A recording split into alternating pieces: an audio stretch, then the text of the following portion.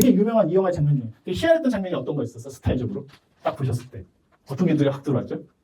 그럼 보자마자 들어올 수 있는 것이기도 합니다. 저런 식의 스타일이 저렇게도 찍을 수 있나? 라고 하시는 거 혹시 없으셨어요? 후반부에 있는 거. 후반부에 되게 결정적인 장면이에요. 남자와 여자의 대화예요. 네, 전화 장면. 전화 장면 기억나세요? 네, 죽었다고 이제 전화한 장면. 어떻게 전화하고 있어요? 카메라가. 같이 있잖아요, 그냥. 분리된 화면이나 시공간을 점프해서 보여주는 게 아니잖아요. 굳이 말하면 나눠 찍기도 될 텐데, 커트해도 될 텐데, 그냥 카메라 이리로 갔다가, 이리로 갔다가, 이리로 갔다가, 이리로 갔다가. 이런 것들이, 박찬욱 감독 같은 경우에 보면서 심각하네. 이런 거 되게 재밌어 하는 거죠. 뭐냐면, 우리가 공간이라고 하는 거, 영화적 공간이라는 것들은 우리도 되게 익숙해져 있는 거예요.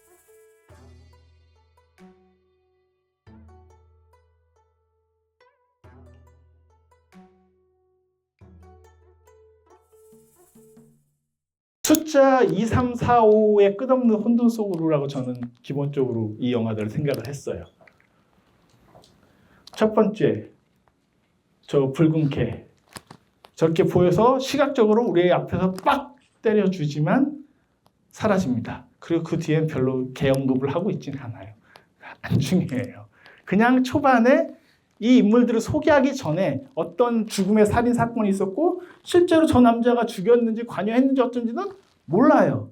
계속 미끄러지고 있는 거예요. 다만 저 시각적인 것들을 견인하면서 일종의 저게 뭐 맥거핀이라고 하기엔 너무나 노골적이에요. 그냥 한번 던져주고 금방 버려버려요. 맥거핀의 수준도 되지 않아요.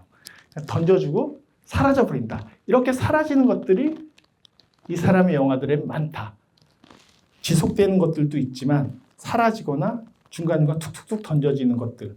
예를 들어서 안에 뭐 붉은 반점. 그럼 과연 지금도 존재하는 것인가? 뭐 한 시기에만 특정하게 봄날에만 되면 나온다는데 갑자기 그래서 과일 알러지 같은 것들, 꽃가루 알러지가 있는 것처럼 벚꽃 알러지가 있잖아요. 벚꽃을 치워달라고 해서 벚꽃 열심히 따잖아요, 남편이. 그런데 또 나중에는 아무렇지 않다는 듯이 갑자기 사라졌어요. 복숭아 열심히 너 복숭아를 먹을 수 있어? 라고 했더니 갑자기 사라졌어요. 이유가 뭔데? 안 나와요. 아무리 뒤져보셔도 이 영화의 번역을 열심히 하셔도 나오지 않습니다. 그냥 사라지는 거예요. 다만 그것이 견인하는 친구와의 어떤 관계, 나중에 스와핑 제의안을 하잖아요. 우리 아내 바꿔볼래? 라고 하는 그 욕망의 관계들에 얹혀져서 뭔가 작동하도록 만들어주는 방식으로서의 미끼 정도의 수준을 계속 하게 되는 거죠. 이 개만 딱 잡으셔도 스즈키 세이준 영화는 개가 많구나. 유메지에선 더더욱 많을 거라고 말씀드릴 수 있습니다. 진짜 많아요, 그 영화에. 삼각관계. 3명의 관계도 진짜 많죠? 이 영화에서 보시면 숫자 3이에요. 3인데 이렇게 3이 있고 이것이 계속 변주가 되는데 저 메인들이 뭐냐라고 저한테 물어보시면 저도 몰라요. 근데 어쨌든 줄줄이 사탕으로 계속 다녀요. 그죠? 계속 다니는데 이 장면이 나중에 이제 진술되는 후반부에 있는 장면이에요. 둘이 이제 머리 막 치고 때리고 막 싸우다가 한 명 피 터지고 막 이래서 결국 여자 하나 해서 3명 다 죽었다라는 진술이 있고 아니다. 3명이 다 부부 3명이 같이 살고 있다라는 진술이 있고 그럼 어느 게 맞느냐? 나중에 보고 있으면 역시 그것도 몰라요. 알 수가 없어요. 그 다음에 뭐가 바뀌죠? 이 맹인들에 대한 장면이 맞아요. 애기들로 바뀌어요. 그렇게 바뀔 뿐인 거야. 그럼 그들은 그들의 애기인가? 그들과 관련이 전혀 없어 보이잖아요. 그럼에도 불구하고 그런 식으로 바뀌어서 변형이 되는 거예요. 중요한 건 숫자 3의 어떤 형식적인 것들. 되게 그래서 하스미 시게이코 같은 일본 평론가는 이 스즈키 세이준의 영화를 표층적이라고 되게 강조를 해요. 그래서 제가 탐미라고 썼지만 제가 쓴 탐미 이런 용어 다 틀렸다라고 얘기해요. 하스미 시게이코. 그 일본의 다른 평론가들이 영화 진짜 못 보는 거다라는 식으로 얘기하거든요. 그러니까 탐미적인 것들에 대한 매혹. 걔도 뭐 탐미적일 수 있는 거죠. 뼈도 열심히 탐미적으로 볼 수 있는 거죠. 그렇게 볼 수 있는데 실제로 더 중요시 여기는 것들은 되게 좀 표층적인 것들.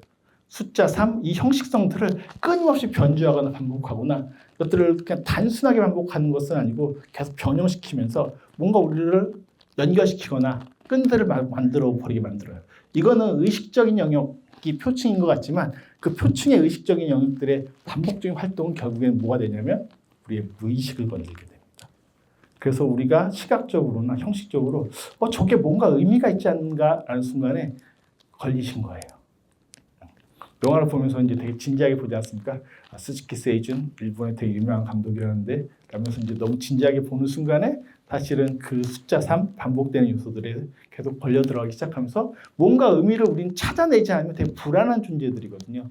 근데 스즈키 세이준이 굳이 관객과 어떻게 보면 견주어서 일종의 실험을 하고 혹은 놀고 있다고 한다면 그런 형식적인 반복들을 통해서 던져주는 것은 아닌가라고도 말씀드릴 수 있을 것 같아요. 그래서 나중에 남편이 두고 간 맥주가 있다.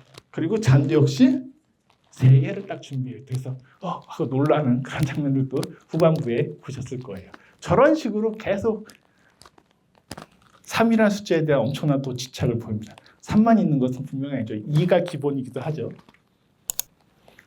이건 되게 재밌는 이 사람이 갖고 있는 스타일적 특성 때문에 이제 가져온 장면인데요. 키미짱이라고 해서 이제 장어 잡아주던 초반부에 그 여인인데 이분 키키 키린이에요. 자세히 안 보시면 잘 안 보시는데 고레다 히로까지 영화에 그렇게 많이 나오신 우리 어머니세요. 네. 키린상이고요. 그런데 이 내용은 키미짱이라면 그 여관의 장어 손질하는 사람 남녀가 대화를 하고 있는데 실제로 이 인물하고 전혀 상관없이 장면이 바뀌어서 익스트림 롱숏으로 바뀌면 저 세 사람 위로 걸어가고 있고 여기서 역시 장어를 잡고 있는 모습을 그대로 보여주고 있어요. 그러니까 이건 뭐냐면 이미지와 사운드가 분리된 채 그냥 흘러가 버려요. 뭔가 통합이 되면 우리는 그걸 이해하는 데 되게 편해요. 다시 말해서 키미 앞에서 그 얘기가 나오고 있다. 그거에 대한 어떤 리액션과 반응샷들이 보인다. 이게 되게 일반적으로 영화를 찍는 방법들에 속하거든요. 근데 스즈키 세이준의 영화에서는 많은 부분들이 저런 식으로 연결되어 있는 것처럼 보여서 연결되는 건가 한데 지켜보고 있으면 전혀 연결되지 않고 있는 거예요. 되게 유명한 이 영화의 장면 중에 되게 희한했던 장면이 어떤 거 있었어? 스타일적으로 딱 보셨을 때 어떤 게 눈에 확 들어왔죠? 보자마자 들어올 수 있는 것이기도 합니다. 저런 식의 스타일이 저렇게도 찍을 수 있나? 라고 하시는 거 혹시 없으셨어요? 후반부에 있는 거. 후반부에 되게 결정적인 장면이에요. 남자와 여자의 대화예요. 네, 전화 장면. 전화 장면 기억나세요? 네, 죽었다고 이제 전화하는 장면. 어떻게 전화하고 있어요? 카메라가. 같이 있잖아요, 그냥. 분리된 화면이나 시공간을 점프해서 보여주는 게 아니잖아요. 굳이 말하자면 나눠 찍게 해도 될 텐데, 커트해도 될 텐데, 그냥 카메라 일로 갔다가, 일로 갔다가, 일로 갔다가, 일로 갔다가. 이런 것들이, 박찬욱 감독 같은 경우 영화 보면서, 신박하네. 이런 거 되게 재밌어 하는 거죠. 뭐냐면, 우리가 공간이라고 하는 거, 영화적 공간이라는 것들은 우리도 되게 익숙해져 있는 거예요. 그렇죠? 할리우드 영화를 보면서 특히 나눠 찍기라든가 180도 버치기라든가 영화 이론 책들 보면 다 나오는 것들 되게 고전적인 공간에 대한 이해 방식들로 편집을 하거나 그렇게 보여주는 건데 그걸 끊임없이 부숴버리는 거예요. 그건 뭐냐면 우리가 갖고 있는 소위 말해서 통일성의 개념들 어떤 공간을 재현하는 방식들에 대해서 그런 것들을 좀 거부해버리는 게 사실 전작들도 많이 있어요. 그러다 보니까 뭔가 처음 낯설게 느껴지거나 뭐지? 신기한데 이게 근데 세련됐다는 느낌은 안 들고 왜 이렇게 거칠지? 아무도 안 쓰는 것을 혼자 해버리기 때문에 그런 것이기도 해요. 장어, 생간, 뼈 그러면서 그 얘기를 하다가 나에게는 오이네, 코이네 번역에 따라서 좀 다른데 오이네가 맞는 것 같아요. 들어보면 오이네라고 발음을 정확히 하거든요. 나에게는 오이네 생간을 이렇게 먹이는 것 같은 것들을 그때 저거는 아까 얘기했던 그 키린 상에 대한 얘기, 생간을 먹는다는 얘기가 내레이션으로 나오면서 장면은 실제로 코이네하고 그 죽은 전 문학 교수 친구하고 저렇게 키스하는 장면, 입에서 떨어뜨려주는 장면을 그대로 보여주는데 저게 정말로 그랬는지 아닌지도 역시 확증할 수가 없어요. 저런 식으로 끊임없이 이야기들이 변주돼요.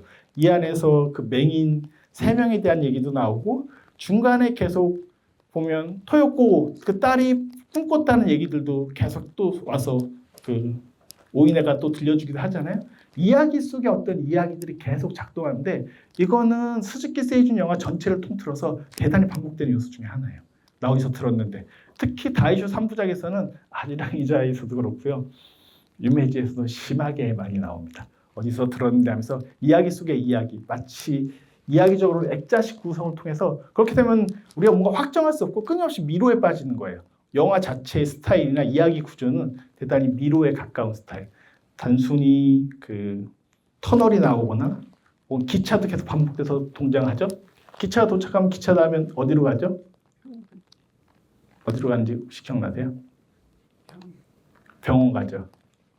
처제가 있는 병원. 뭐 그런 식의 반복들을 통해서 어떤 인지를 하긴 해줘요. 그 공간을 통과하는 순간 어떤 입구처럼 그 게이트를 주긴 하는데 그 게이트를 통과해서 벌어지는 얘기들은 처제의 꿈 얘기도 정말로 이상한 얘기잖아요. 그랬다는데 정말 그랬다는 건지 아닌 건지가 나중에 헷갈리면서 나중에 그러잖아요.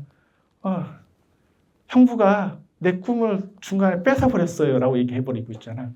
어쩌라는 거지? 꿈을 어떻게 뺏는 거지? 라고 할 수 있는데 꿈의 전이, 어떤 이야기들의 전이, 끊임없는 감염과 이동 같은 것들이 이 다이쇼 3부작에서는 되게 뚜렷하게 등장합니다. 유메지 같은 데서 특히 그런 것들이 과격하게 스타일적으로도 드러난다고 볼 수 있고요. 그런 얘기들을 통해서 미끄러지는 거예요. 여기서 이야기가 시작되면 보통 이야기가 끝이 남으로써 우리는 마침표를 찍어야지 안도를 하거든요. 근데 여기서 끝났는데 끝난 게 아니라 갑자기 또 다른 그런 건가? 아닌가?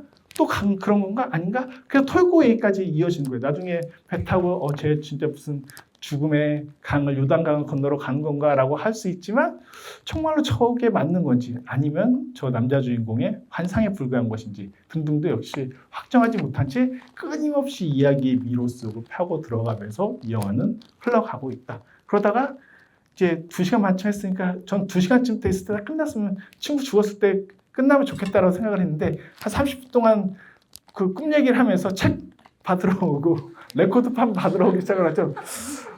이런 얘기까지 왜 더 해야 되는가 라고 하는데 끝장을 보고 있는, 다시 말해서 이 미로의 이 이야기는 네버엔딩 스토리예요. 끝나지 않는 얘기예요. 이야기가 계속 옛날에 영어 학습지 책 제목 중에 뭐 꼬리에 꼬리를 무는 영어라는 그런 책 제목이 있었는데 마치 그런 것처럼 계속 이야기가 이야기를 물고 갈 수 있는, 아마 스즈키 세이준에게 한 5시간 동안 뭐 돈 엄청나게 줄 테니 마음대로 만드세요라고 한다면 계속 만들 수 있는 사람 중에 하나가 아닐까. 그게 되게 쉽지 않은 능력을 가지고 있는 그런 부분이 있다라고도 할 수 있을 것 같고요. 빨리 봐야지 볼 게 되게 많습니다.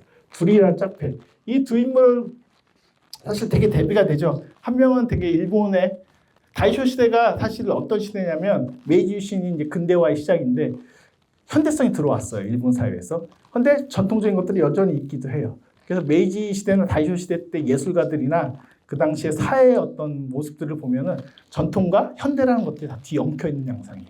두 인물은 딱 그걸 표상해서 보여주긴 해요. 그래서 전형적인 서구인의 모습이고 집도 그래요. 얘의 집은 되게 전통적인 가옥이고 그 소위 말해서 이거 뭐죠?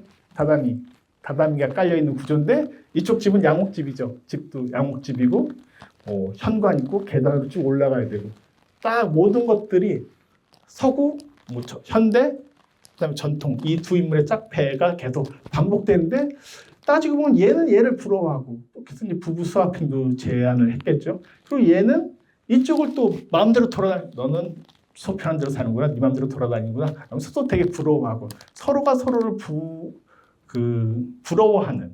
그래서 나중에 저 친구가 제안을 하죠. 죽을 때 뼈를 서로 주기로. 나중에 토요코가 요구하는 게 뭡니까? 얘한테 뼈를 달라는 거 아니에요. 아저씨 뼈 달라고 찾아왔다. 사실은 그 토요코들 일종에 보면 이 남자 주인공의 어떤 재생, 부활, 환생 그런 식으로 또 연결이 되어 있기도 하죠. 이 영화는 초반에 보면 이 인물들이 가지고 있는 어떤 욕망의 환타지, 되게 에로틱하고 성적인 환타지들을 끊임없이 얘기하다가 한 중반쯤 지나면 1시간부터는 죽음의 얘기로 넘어가기 시작을 해요. 그렇게 이동하는 경로가 아주 기본적인 루트라고 보시면 되는데, 그래서 많이들 죽죠. 처음에 그 개가 나온 여자도 죽었었지만 저 친구도 죽고 처제도 결국 죽는 거고요. 그리고 또 누가 죽죠? 토요코도 그 딸도 죽는다라는 식으로 볼 수 있을 정도로 죽음으로 가는데 그 안에 끊임없이 재생들이 있어요. 그 맹인 3명도 죽는다라고 만약에 봤다면 나중에 아이들로 다시 재생되고. 그래서 나중에 죽음이 일어나지만 사실 죽음으로 끝나는 게 아니라 그 계열 속에서 보면 재생되는 어떤 상황들.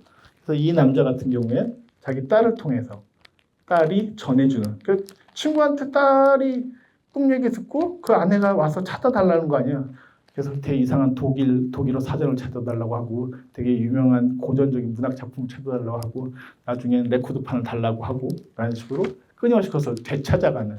물론 그 아내 입장, 오인의 입장에서는 그렇게 하면 얘가 소노라고 하는 전 부인에게 죽어서 돌아가는 것이 아니라 자기가 좀 더 소유할 수 있지 않을까. 역시 소유하고자 하는 것은 일종의 욕망의 기본적인 형태인 거고 그러면서 어떤 생을 확인하려고 하는 의지라고 볼 수 있지만 동시에 끊임없이 이 영화는 사멸하거나 사라지거나 죽어가는 것들에 대한 얘기들을 반복해 줌으로써 그것도 교차시켜서 부딪히고 있다라고도 얘기를 할 수가 있을 것 같습니다. 빨리 가볼게요. 둘인가 셋인가 소노와 오인의 차이는 무엇인가. 똑같은 배우가 연기를 하고 있기 때문에 알 수는 없지만 이렇게 둘이 되기도 하고 이렇게 둘이 되기도 하고 또 나중에 저렇게 둘이 되기도 하죠. 또 이렇게 셋이기도 하지만 똑같은 그 소노가 나타나게 소노죠 소노 오인애가 나타나게 되면서 넷이 되기도 하고 이것들이 끊임없이 변형이 돼요. 부부 사이에서도 마찬가지죠. 이 친구의 부부 관계도 둘이고 이 친구의 이렇게도 둘이겠지만 또 다시 삼각관계를 형성했다가 심지어 이 남자 같은 경우도 보면 부인이 있지만 처제하고의 관계가 또 되게 미묘하죠. 처제가 이 남자에게 던지는 일종한 에로틱한 미끼는 뭐겠습니까? 그렇죠. 명란젓이죠. 이제 알아차리시는 분이요. 명란젓. 명란젓이 무슨 의미가 있습니까라고 그러시면 아무 의미가 없어요. 뭐 그런 거예요. 근데 걸리신 거예요. 명란젓을 알아보셨으면 이렇게 말씀드릴 수밖에 없어요. 왜? 아내는 없다고 얘기하고 남편은 먹었다고 하지만 자기도 먹어본 적이 없잖아요. 자기도 기억 못 하잖아요. 하지만 처제는 제가 형부를 위해서 명란젓을 갖다 뒀어요라고 끊임없이 얘기하고 그것은 있는 것인가 없는 것인가 라는 것들이 또 묘한 어떤 삼각관계 그 안에 분명히 성적인 뉘앙스가 근친적인 요소로 포함되어 있는 관계들이 계속 반복되고 변주된다라고도 얘기할 수 있을 것 같습니다. 소노와 오인의 차이가 질문이었었고요. 답은 곤약. 오인에는 곤약을 떼지 못하고 소노는 뗀다. 뭐 이 차이 되게 중요합니다. 결국에는 어떤 이 스즈키 세이준 영화에서 그 비슷해 보이는 어떤 존재들이 나타날 때 저런 사소한 차이들이 그 존재의 어떤 형태를 결정해서 얘기해 주게 되어 있어요. 이제 찌고이네르 바이진 사라사테의 목소리가 녹음되어 있다라는 얘기들을 하는 것들인데 그래서 뭐 이게 있는 것 같지만 결국 없는 건가? 그걸 확인할 수 없다. 예를 들어서 뭐가 있다라고 말할 수 있는데 그 있는 것이 확인되거나 증명할 수 없다면 더 쉬운 것들이 있죠. 뭐겠습니까? 있는데 없다고 얘기하는 거. 현대사회에서 사람들이. 대표적인 게 뭐가 있을까요? 그렇죠. 신이죠.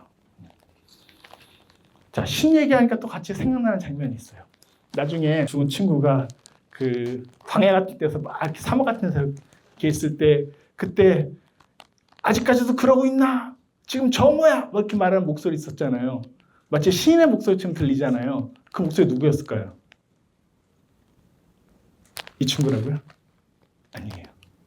그 목소리 연기자가 따로 있어요. 누굴까요? 네, 스즈키 세이준이었었어요. 그거 하나만 알고 하셔도 이제 많은 걸 건지고 하시는 건데 그렇죠. 그런 식인 거예요. 그때 갑자기 지 목소리로 개입을 해버려요. 왜 그러셨는지는 세이준한테 물어봐야겠지만 돌아가셔가지고 뭐 어떻게 말씀드릴 수는 없겠습니다만 그런 식의 어떤 연출법도. 그래서 존재하는 것과 부재하는 것들이 사실은 되게 쉽게 일과 영이 결합되어 있는 것들.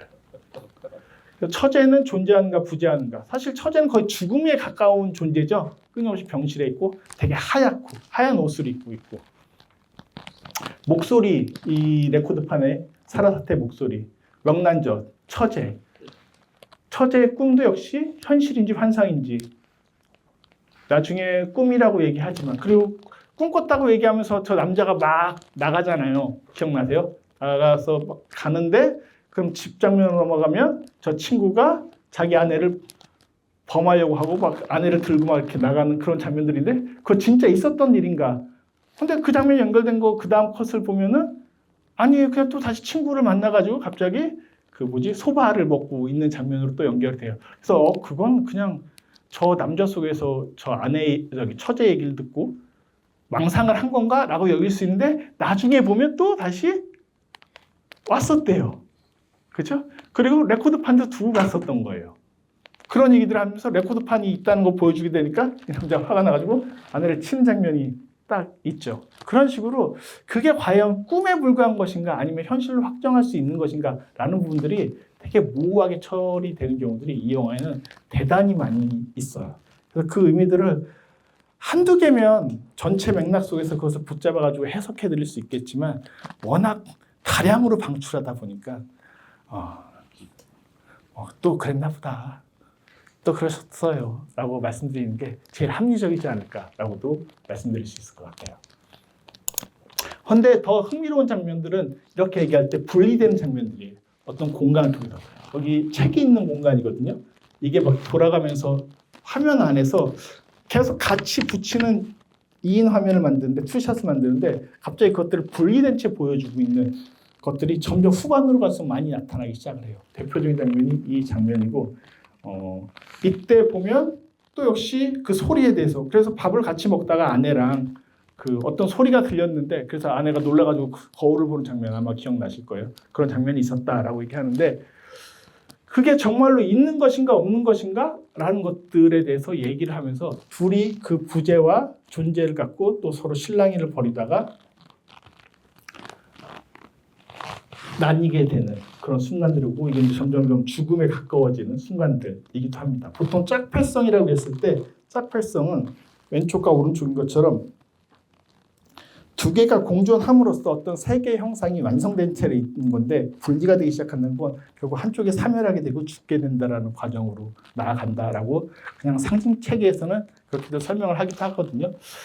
그런 부분들이 시각적으로도 이렇게 던져지는 순간들 중에 하나다. 나중에 보면 남자 주인공이 저 책 서가를 막 돌리고 하는 장면들도 나오게 됩니다. 그래서 이런 커트들은 나중에 단독샷인 이렇게 남자가 모래 속에서 묻혀 있는 어떤 단독적인 장면들과 또 연결된다. 점점 그 2인 화면에서 점점 이 남자 이제 방랑하고 어딘가 떠돌면서 죽음을 향해서 가는 1인 화면 원샷들이 점점 좀 강하게 나타나기도 합니다. 그래서 그 이후에 나가사고의 방랑과 아우치의 방문들이 있는데 집과 어둠과 빛의 분리가 이루. 그 소노가 이제 나가사고가 가버리니까 아우치가 방문했을 때 그때도 보면 계속 분리된 장면들이 나오죠. 갑자기 불빛이 있다가 보였다가 안 보였다가 빨간 불빛이 보였다가 안 보였다가 하면서 계속 컷들이 나오는데 사실 계속 이동하는 샷들이거든요. 그 안에서도 계속 어떤 불빛 조명들을 이용해서 같은 공간에서 혼자 있는 것처럼 보이다가 저렇게 나중에 딱 뒤에 와가지고 뭐 내가 여우인가요? 라고 그러면서 이제 되돌릴 수가 없군요 라고 하는 장면이에요. 근데 저 장면은 나중에 오이네한테도 고스란히 똑같은 저런 샷이 나와요. 뒤에 후반전에. 이건 이제 소노가 얘기하는 그런 장면이고요. 그래서 계속 이렇게 분리가 일어나고 있는 장면들이 영화 후반에 많이 배치가 되어 있다라고 말씀드릴 수 있을 것 같고요. 여기서 보면 오이네가 이 남자를 계속 따라다니죠. 방랑하고 있을 때. 그러면서 갑자기 저 시집가요 하더니 또 같이 침대에 같이 눕는 장면. 시집가는 거 좋은 일 아닌가? 뭐 이런 식으로 또 대화를 하는 장면 같은 것들도 보셨을 거예요. 계속 이런 어떤 분리됐다 붙었다 이렇게 됐을 때 이 여자가 정말 가치 있는 건가라는 것이 계속 안 보였거든요. 여기 한참 따라올 때까지 이게 호텔 장면이구나라는 것을 보여주게 되고 결국 침대에 같이 이렇게 2인 화면에 잡힐 때 비로소 가치 있는 거구나. 근데 끊임없이 어떤 분리들은 이 남자 주인공 나가사코의 어떤 죽음 혹은 몰락 혹은 분리 같은 것들을 보여주고 있다라고 말씀드릴 수 있을 것 같아요. 타에코의 증언과 말도 중간중간에 그 말씀을 드렸는데 그 이제 찾아갔을 때 이때 아내는 그 이제 일종의 알러지 증세죠. 그것 때문에 아파가지고 못 가게 되고 남자 혼자 갔을 때 자기가 본 것에 대한 얘기들을 들려주게 되고 아내는 그 얘기를 듣고 나중에 그러죠.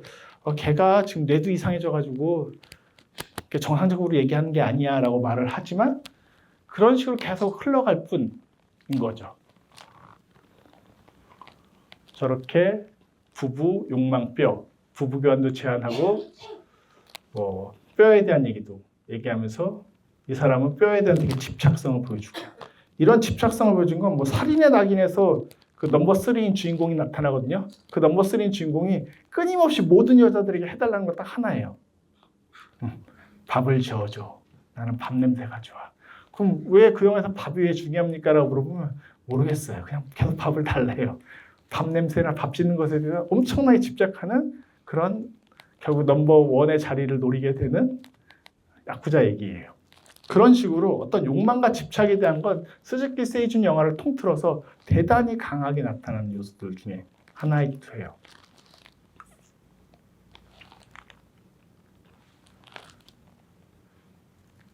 그리고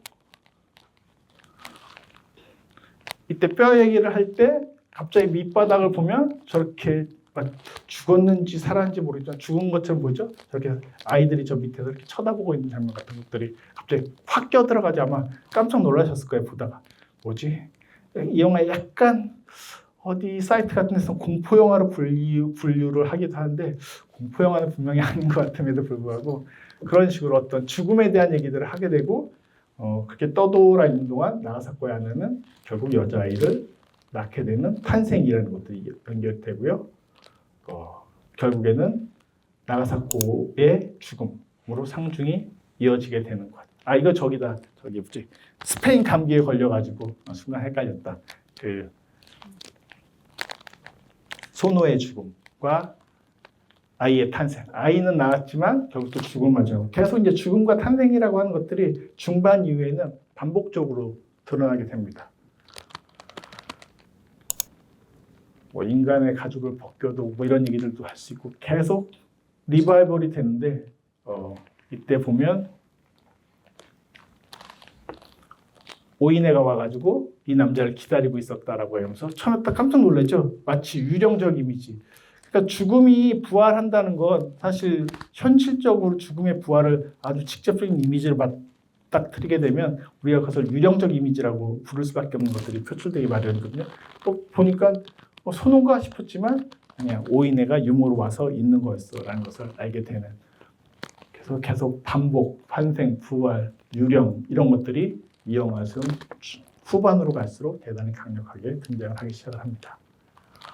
그리고 나서 이 세 사람이 또 모처럼 오랜만에 만나가지고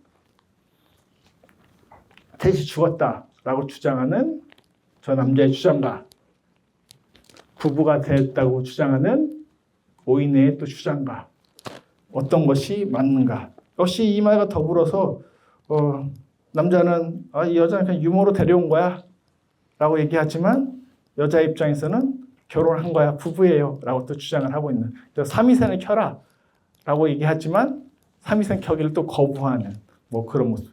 여성들이 물론 성적 대상으로서 스즈키 세이준 영화에서 꽤 나오긴 합니다만 그것 다 주체성이 없는 채로 묘사되지 않습니다. 그건 유메지에서도 마찬가지고요. 이전의 영화들에서도 창녀들이 주인공인 영화들이 꽤 있습니다만 여성들의 선택들이, 모습들이 단순히 대상화돼서만 나타나지 않아요. 그래서 스즈키 세이준이 그런 관습들을 활용해서 쓰는 감독임에 분명하고 그 시대적 남성 감독의 한계라는 것도 분명히 엿보이는 건 사실이긴 합니다만 그런 여성 캐릭터를 구축해낼 때도 때로는 자기 의지나 자기 표현들이나 자기 욕망을 적극적으로 말하는 그런 캐릭터들이 자주 부분적으로는 등장을 한다라고도 얘기를 할 수가 있을 것 같습니다. 이것 역시 재생 부활과 관련된 아이들이 똑같이 메인으로 등장하는 장면. 그리고 나가사코의 죽음도 이제 이 순간에 같이 이어지게 되고요. 이제 그만하자, 정우야. 그러니까 이제 그만하자고 했으면 영화도 그만 끝냈어야 되는데 전 저게 딱 끝낼 타이밍인 것 같거든요. 본인도 그냥 하셨잖아요, 직접. 그럼 이제 끝을 냈어야 되는데 여기서 30분 더 끝나는 말이에요. 그래서 2시간 30분이 된 거예요.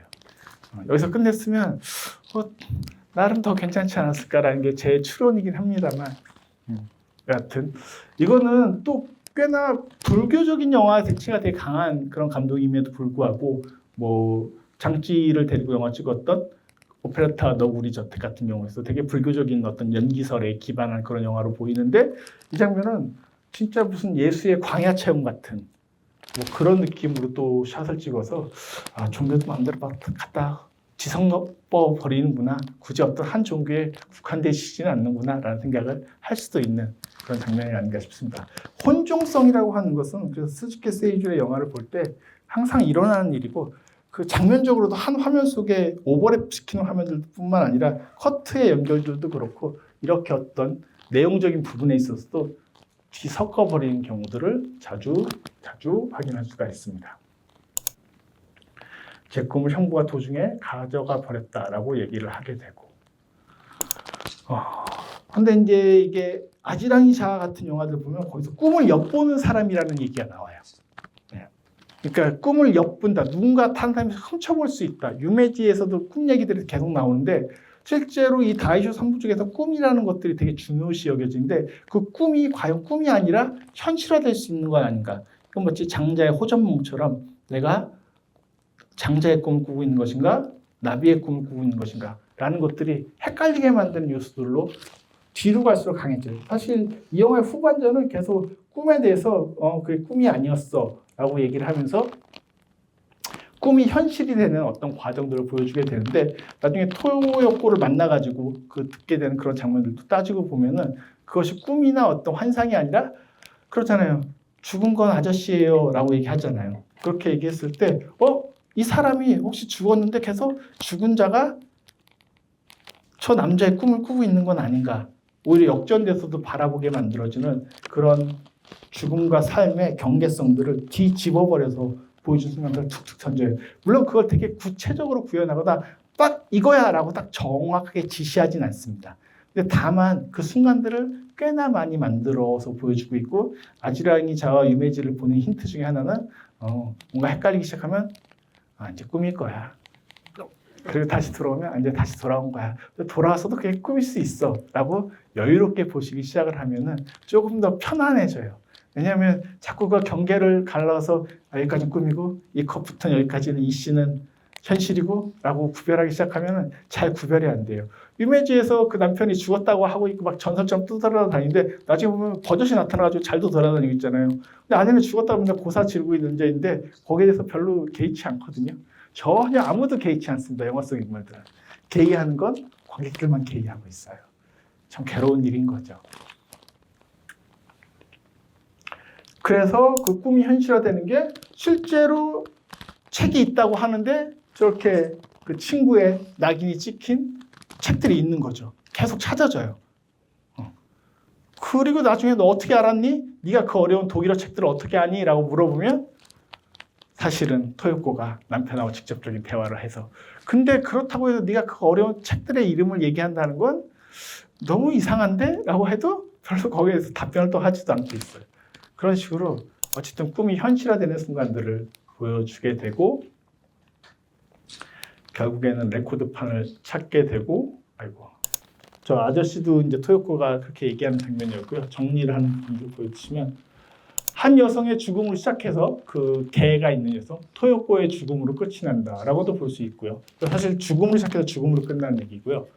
나가사코의 방황과 뼈에 대한 집착과 여성에 대한 욕망이 있고 이를 지켜보고 정리하는 아오치라고 하는 인물이 있다. 한 명은 사실 말해서 프로메테우스고 한 명은 신화적으로 따지면 에피메테우스에 가까운 그런 어떤 인물. 둘이 짝패를 이루게 되는 프로메테우스가 모든 걸 예언할 수 있는 신화적 존재라고 한다면 에피메테우스는 판도라와 결혼한 모든 것을 사후에 정리하는 그런 신에 속하거든요. 그런 식의 어떤 입장들로 신화적으로도 구별해 볼 수 있겠다.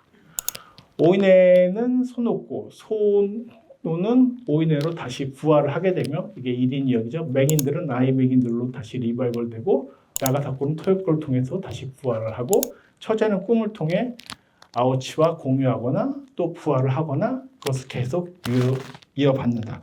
어떻게 보면 뭐 DNA적 관점에서 우리가 DNA를 생물학적으로 받는 방식들에 대해서 흔히들 얘기합니다만 그것만이 아니라 특히 이 다이쇼 3부작에서는 꿈의 공유라고 하는 것들이 전체적으로 되게 크게 드러나요. 실제로 뭐 부족에 따라서 옛날에 그 부족들에 따라서는 꿈을 공유하는 걸 되게 중요시 여겼던 그런 부족들이 있대요. 꿈속에서 만약에 제가 선물을 드렸잖아요. 그럼 현실에서 저한테 선물을 주셔야 돼요. 어쨌든 꿈에 못 꾸셨어요. 그런 식으로 꿈이 현실로서 그대로 인정되는 그런 사회들이 뭐 부족들에 따라서는 공동체에 따라서는 존재해 왔다고도 그런 인류학적 기록들이 있거든요. 마치 그런 것들처럼 사실은 꿈이 어떤 식으로 공유되는 부분들이 이 다이쇼 3부작에서는 되게 중요하게 다뤄진다. 또 하나는 썩은 것이 맛있다고 하는 장면들도 되게 눈에 들어오시는 장면들 중에 하나죠. 얘기를 하지 않았었는데 그건 뭐 미학적으로는 추한 것이 아름답다는 어떤 현대미적인 탐구와도 연결되어 있고요.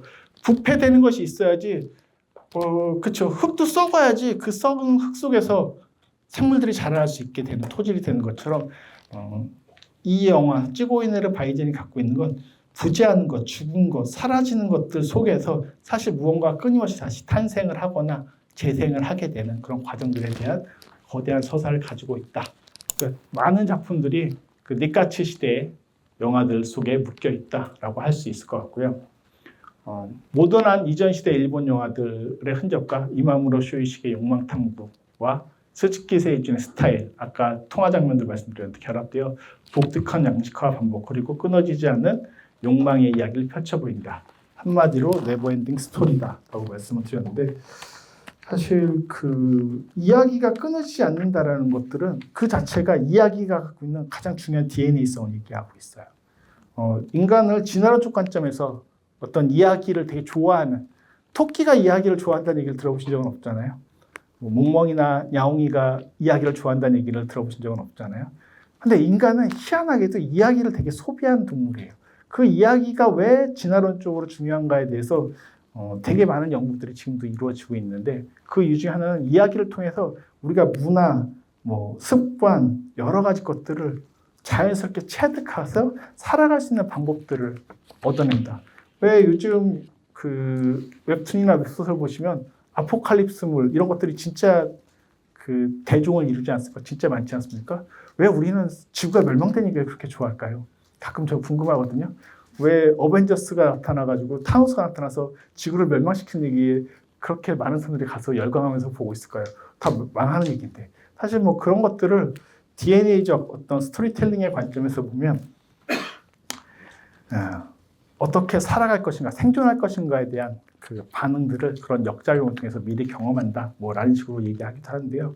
스즈키 세이준의 영화에서도 사실 스즈키 세이준의 어떤 세계관 속에서 딱 결론을 두고 얘기하는 그런 영화를 만드는 것은 아니지만 그럼에도 불구하고 끊임없이 인간은 이야기하는 존재이고 욕망하는 존재이고 그것이 죽어서 썩어지더라도 그 순간에도 어떤 이야기들이 피어날 수 있다는 가능성들을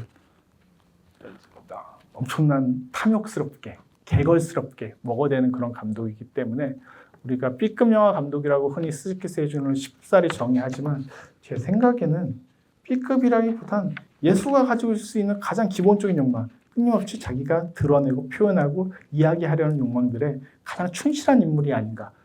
그래서 A급이냐 B급이냐의 구별보다 더 중요한 것은 이 사람이 이런 얘기들을 통해서 사람들에게 뭔가 흔들어주고 충격을 주고 뭔가 재미를 줄 수 있다고 한다면 혹시 찌고이네르 바이젠을 보시면서 정말로 레코드판을 사서 사라삭제의 목소리가 녹음된지를 확인해 보시려고 한다면 차라리 마릴린 맨슨의 음반을 거꾸로 돌려보시는 게 더 빠를 거다라는 이야기와 함께 그런 모든 음모론들이 저희가 제일 좋아하는 현대적 이야기가 뭡니까?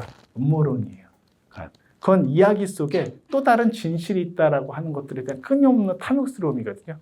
음모론이 공식적으로 인정되거나 맞아질 확률은 사실 별로 없다고 해요. 그럼에도 불구하고 아폴로 11호는 달에 가지 않았고 끊임없이 대표적 뭐 로스웰 그 문서 파일이 발견되면 엄청난 사태가 일어날 것이고 그럴 거면 이미 일어났어야 되지 않을까요? 그럼에도 불구하고 우리는 그 음모론에 기대서 세상을 자꾸 다르게 보려고 하고 뭔가 비틀어져 있고 왜 이 비틀어져 있는 이유에 대해서 뭔가 찾아내려고 하는 그것을 이야기를 통해서 끊임없이 확인하려고 하는 욕망 그 욕망의 어떤 거대한 구멍들을 이 스즈키 세이준이 건드려주고 있는 것은 아닌가.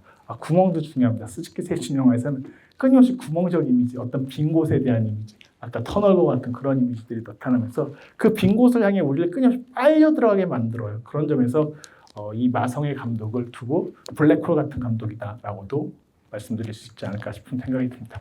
유메지 보시면 끊임없이 이어지는 블랙홀의 향연을 보실 수 있다라는 얘기도 첨언하면서 오늘 얘기는 여기서 마치도록 하겠습니다. 들어주셔서 감사합니다.